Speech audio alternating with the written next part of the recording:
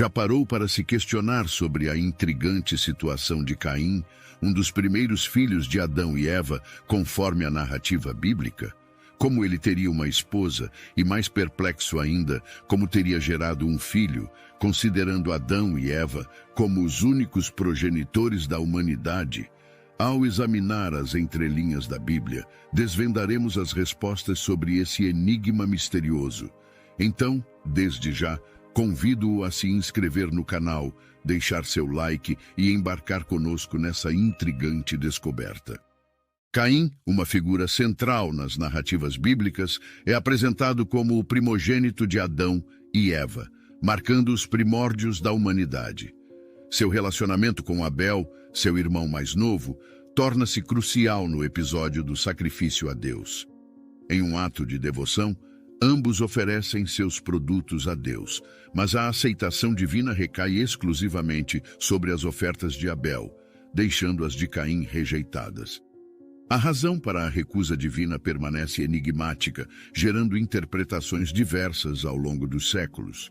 Alguns especulam sobre a natureza das ofertas, enquanto outros sugerem uma possível atitude negativa no coração de Caim como fator determinante. A rejeição incita uma crescente amargura em Caim, culminando na primeira tragédia humana registrada na Bíblia. Movido por ciúmes e ira, Caim comete o terrível ato de fratricídio, tirando a vida de Abel. Este evento, além de ser a primeira manifestação da fragilidade humana e da gravidade do pecado, repercute através das páginas da história, deixando uma marca indelével na narrativa bíblica como um alerta sobre as consequências das escolhas humanas. Deus responde a Caim com um severo castigo. A ira divina se manifesta ao amaldiçoar Caim e marcá-lo, tornando-o um sinal visível de sua transgressão. Essa marca, embora não seja claramente descrita na Bíblia, simboliza a separação e a carga do pecado que Caim carregaria consigo. O castigo de Deus não se limita apenas à maldição física. Ele se estende às consequências psicológicas e emocionais. Caim é condenado a vagar como um andarilho na solidão, afastando-se da presença divina.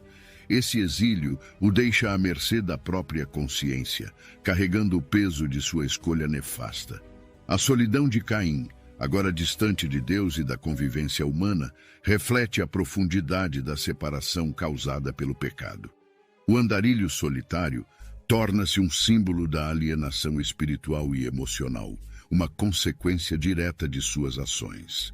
A Bíblia narra a preocupação de Caim com o peso de sua maldição, temendo ser morto por outros ao encontrá-lo.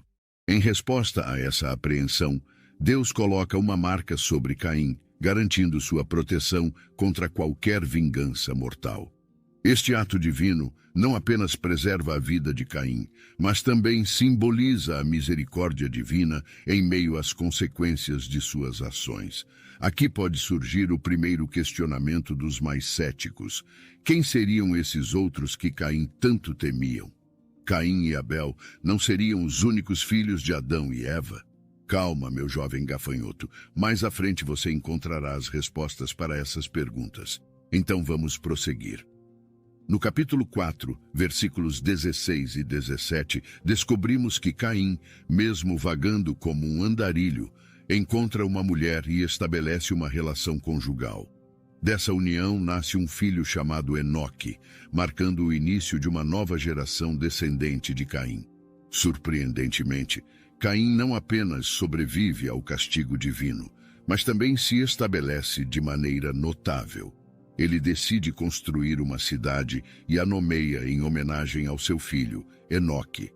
A cidade torna-se um testemunho de superação e a capacidade humana de forjar um caminho adiante, mesmo diante das marcas do passado.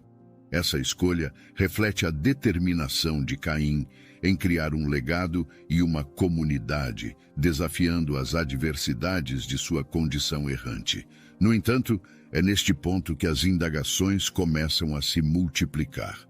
O texto bíblico omite detalhes explícitos sobre como e com quem Caim estabeleceu sua relação conjugal. No versículo 17, encontramos apenas a vaga informação de que Caim conheceu a sua mulher. A hipótese de outros seres humanos coexistirem na época de Caim, além de Adão, Eva, Caim e Abel, surge como uma interpretação destinada a preencher as brechas na narrativa bíblica e a abordar as questões relacionadas à expansão da população humana. Nesse cenário de incertezas, uma multiplicidade de interpretações emerge na busca por respostas a esses questionamentos. Uma abordagem menos convencional considera a possibilidade de Deus ter criado, de maneira independente, seres humanos além da família de Adão e Eva. A defesa dessa teoria sugere que, para a rápida multiplicação da humanidade, seria necessário um contingente significativo de pessoas, algo difícil de alcançar apenas com a descendência direta de Adão e Eva. Essa perspectiva surge da tentativa de harmonizar a narrativa bíblica com as evidências arqueológicas e antropológicas que indicam a existência de comunidades humanas mais amplas na antiguidade. No entanto, é crucial destacar que essa interpretação é especulativa e não encontra respaldo explícito no texto bíblico. A narrativa de Gênesis focaliza principalmente a história da família de Adão e Eva, sem mencionar de forma inequívoca a presença de outros grupos humanos contemporâneos. A teoria mais amplamente aceita propõe que Caim pode ter se casado com uma irmã, uma interpretação que se baseia na compreensão das práticas culturais e do contexto da época, conforme descritos na narrativa bíblica. O livro de Gênesis, ao contrário do que muitos pensam, não especifica que Adão e Eva tiveram apenas Caim e Abel como filhos. A ausência de informações detalhadas pode sugerir a possibilidade de Adão e Eva terem tido outros filhos não mencionados na Bíblia. O argumento central para essa hipótese reside na compreensão de que as famílias naquela era eram consideravelmente maiores e os indivíduos tinham vidas extremamente longas. Por exemplo, Caim, mencionado na narrativa bíblica, viveu centenas de anos. Essa longevidade aumenta a plausibilidade de Adão e Eva terem tido uma prole mais extensa, incluindo filhos e filhas que não foram destacados de forma específica no texto sagrado. Essa interpretação ganha reforço significativo quando examinamos mais a fundo a narrativa bíblica. Após o incidente entre Caim e Abel, a história continua. E em Gênesis, capítulo 5, versículo 4, encontramos uma referência que fortalece a ideia de que Adão e Eva tiveram outros filhos e filhas. O texto menciona que Adão viveu 800 anos depois do nascimento de Sete e teve outros filhos e filhas. Essa passagem evidencia explicitamente a existência de uma prole mais ampla, além de Caim, Abel e Sete. Naquele contexto cultural e temporal, a prática do casamento entre irmãos era não apenas aceitável, mas também considerada necessária para a propagação da raça humana. No estágio inicial da história, ainda não havia proibições explícitas contra essa forma de união. E as circunstâncias culturais e as demandas da sobrevivência podem ter influenciado essa prática. A ausência de restrições evidentes é ilustrada por diversos casos na narrativa bíblica em que personagens se casaram com membros de suas próprias famílias. Um exemplo notável é o caso de Abraão e Sara, que eram meio-irmãos. Outro exemplo é o de Isaque, filho de Abraão. Seguindo os costumes da época, contraiu matrimônio com Rebeca, que era sua prima. Essa união é notável não apenas por sua aceitação cultural, mas também pela bênção divina que a acompanhou. O relato bíblico em Gênesis 24 descreve como Abraão, preocupado em encontrar uma esposa adequada para seu filho Isaque, envia seu servo a Padã-Arã para buscar uma esposa entre seus parentes. O servo encontra Rebeca, parente de Isaque, junto ao poço, e ela acaba se tornando a escolhida para ser a esposa de Isaque. Essa história ilustra não apenas a prática cultural do casamento entre parentes naquela época, mas também destaca a importância atribuída à continuidade da linhagem familiar. Além disso, a narrativa sugere a crença na orientação divina nesses arranjos matrimoniais, evidenciada pela forma como a escolha de Rebeca foi percebida como providencial. Outro exemplo clássico de casamento entre membros da mesma família ocorre após o dilúvio, de acordo com a Bíblia. Após a grande inundação, Noé e sua família, seus filhos Sem, Cam e Jafé, foram incumbidos de repovoar a terra.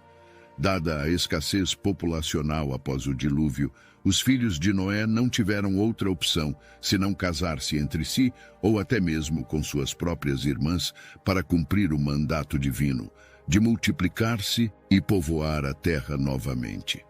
A Bíblia, em Gênesis capítulo 9, destaca a responsabilidade de Noé e sua família de repovoar a terra e de restabelecer a humanidade, cumprindo o propósito divino, o que justificaria tais uniões dentro da perspectiva daquela época.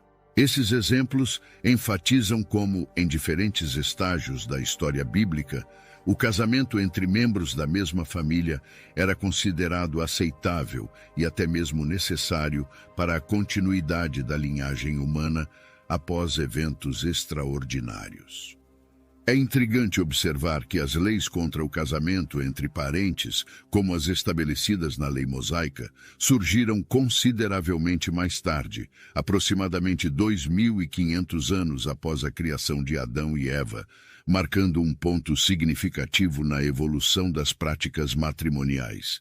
Essas leis foram promulgadas como parte da aliança com Moisés, refletindo a necessidade emergente de regulamentações à medida que a humanidade se multiplicava. A proibição do incesto, delineada nas leis dadas a Moisés, pode ser compreendida como um ato divino destinado a proteger a humanidade e prevenir possíveis consequências negativas decorrentes do casamento entre parentes. À medida que as populações cresciam e se diversificavam, a introdução dessas leis visava preservar a saúde genética e evitar riscos associados à endogamia. A regulamentação divina contra o casamento entre parentes, como descrita nas leis mosaicas, encontra seu desdobramento no livro de Levítico. Essas proibições, minuciosamente delineadas no capítulo 18, abrangem uma gama abrangente de relações familiares, incluindo instruções específicas contra relações sexuais com mãe, pai, irmãos, irmãs, tios, tias, sobrinhos, sobrinhas e outros parentes próximos. O livro de Levítico, parte integrante das Escrituras, representa uma extensão prática da aliança estabelecida com Moisés, evidenciando a atenção divina aos detalhes na regulamentação das relações familiares. Vale lembrar que as interpretações estão sujeitas a variações significativas e são frequentemente debatidas entre diferentes tradições religiosas e grupos teológicos. A compreensão desses relatos pode variar conforme a abordagem, contexto cultural e linhas doutrinárias específicas.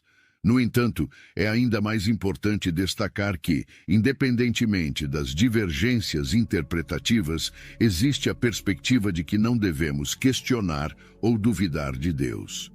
O respeito pela tradição e a submissão à vontade divina prevalecem como princípios fundamentais, sustentando a convicção de que a verdadeira compreensão reside na aceitação confiante da palavra de Deus.